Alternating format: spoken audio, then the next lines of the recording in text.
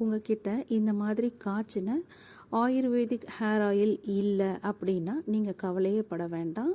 Oil மசாஜுக்கு நான் ஒரு oil mixing சொல்கிறேன், அதை நீங்கள் ஃபாலோ பண்ணுங்கள். ரொம்பவே சூப்பராக இருக்கும் ரிசல்ட்டு. 2 டேபிள் ஸ்பூன் அளவு நல்லெண்ணெய் எடுத்திருக்கேன். 1 டேபிள் ஸ்பூன் அளவுக்கு தேங்காய் எண்ணெய், ஒரு அரை ஸ்பூன் அளவுக்கு விளக்கெண்ணெய் போட்டுக்கலாம். விளக்கெண்ணெயில் இருக்க கொழுப்பு முடியோட இழைகளுக்கு ஊட்டமளிக்குது. முடி உடைதல், முனைகள் பிளவுபடுது இல்லையா, அதை தடுக்குது. வேர் முதல் நுனி வரைக்கும் ஈரப்பதம் கொடுக்குது.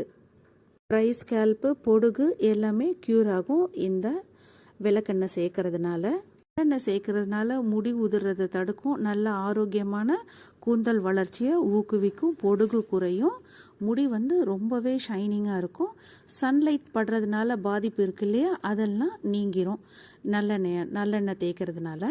தேங்காய் எண்ணெய் எளிதாக அப்சர்வ் ஆகுது. இதில் விட்டமின் இ அதிகமாக இருக்கிறதுனால ஆரோக்கியமான முடி வளர்ச்சியை தூண்டுது.